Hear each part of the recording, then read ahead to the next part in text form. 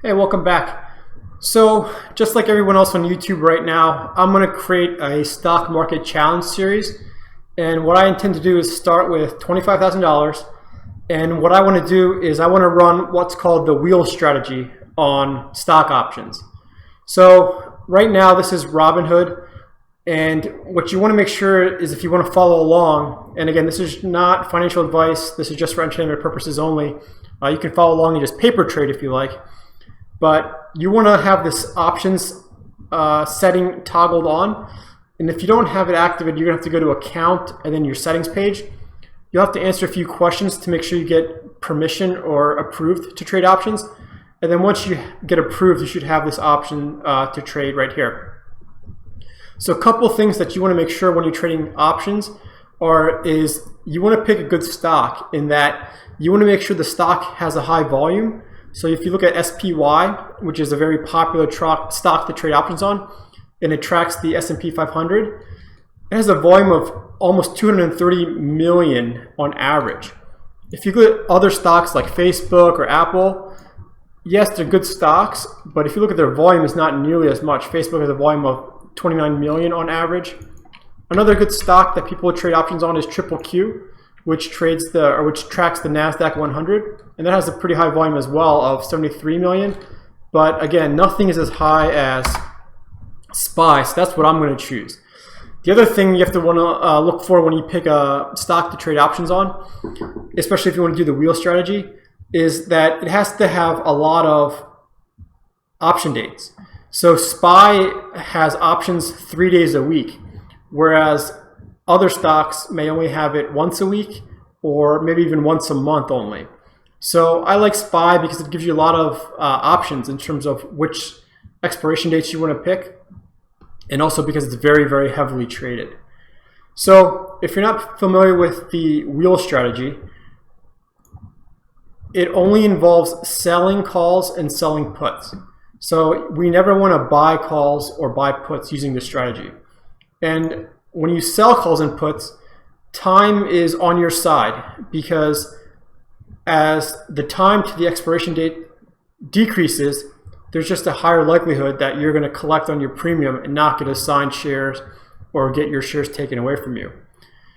So that's what, quote unquote, the theta gang is all about. So if you want to start the strategy, first you want to pick a stock, and like I said, I'm going to pick SPY, so feel free to follow along. But again, everything is at your own risk. This is not financial advice, and I'm not telling you what you should do. This is just for entertainment purposes only. But today is April 8th. It's about 1:30 p.m. The stock market is open right now. And let's just say, since this is day 0 of the challenge, I'm going to pick SPY. And to start the wheel strategy, the first thing you're going to do is sell a put. So we're going to click sell, we're going to click put. And this is Robinhood, and right now when you click sell put, everything turned red. And that's because SPY has been going up steadily all day long. So these premiums for selling puts have gone down. You can see these percent changes there, 50 to 70%. These values have gone down. So one of the first things you want to look at when you're trying to pick which strike price after you picked your expiration date is what I like to look at is the chance of profit. So this assumes that everything is a normal distribution or a bell curve. So what this is saying is that, let's say I were to think about purchasing or at least selling the put at a $268 strike price. Assuming a normal distribution, this is saying I have about a 72% chance of profiting, meaning I will collect $2.12 if I bought this right now per share. And when you buy an option, you buy or sell a contract, and one contract is 100 shares regardless. So that means if I were to sell this put right now, I could collect $214 immediately, and that's mine to keep no matter what happens. And if by the end of day tomorrow, which is April 9th, if SPY does not get to 268 or lower, then I get to keep this premium and nothing else happens. I don't get assigned any shares.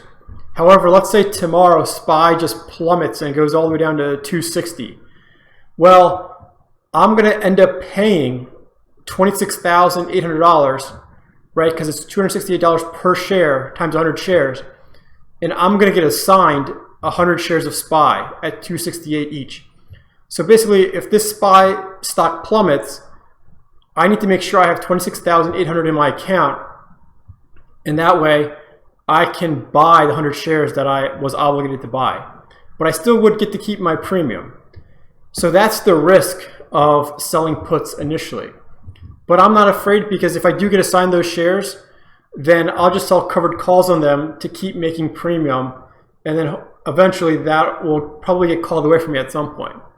But because I said I'm going to start with 25,000, I need to pick the strike price of, at minimum, $250, right? Because if I get assigned these shares, $250 per share times 100 shares is my 25,000.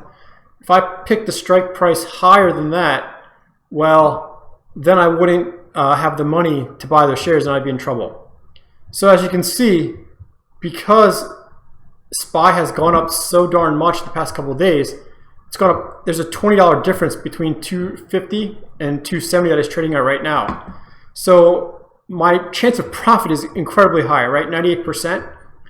And because this is low risk, it's low reward as well. I would only get $6 by trading this, by selling this put. So, right now it's $7. So right now, because that's my max in my account right now, what I can do is I can switch over to triple Q and see what that's trading at, because I think it's a little bit cheaper. Right, so triple Q is only 198 right now. So we're going to do the same thing. And if you look at, so we're going to sell a put. And you can see triple Q only trades weekly, right? April 9, April 17, April 24. Whereas if I go back to SPY and look at its expiration date, so that's not SPY. Trade options.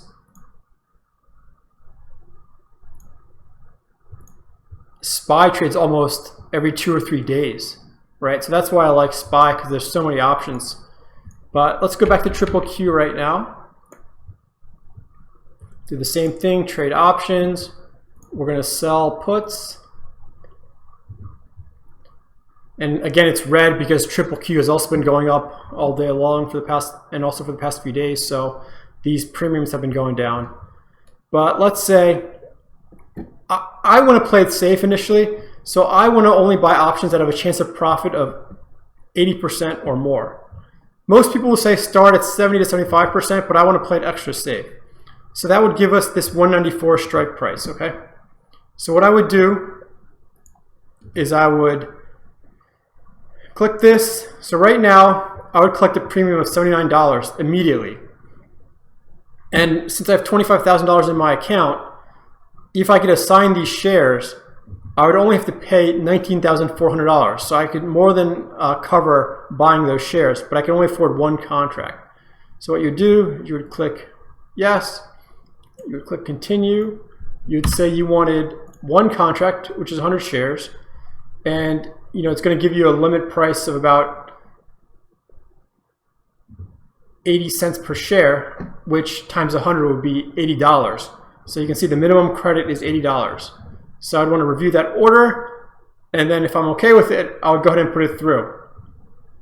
So what that means is I would collect $80 or $81 right now, and then if by tomorrow, since today's April 8th and this expires April 9th, if triple Q does not get to 194 or less, meaning if it doesn't drop about $4 to $5 or more by tomorrow, by end of day tomorrow, then I get to keep my $80, and I can do this again next week with another stock or with the same stock. So let's just hypothetically do that now, and I'll check in with you tomorrow to see how we did. Thanks for following along.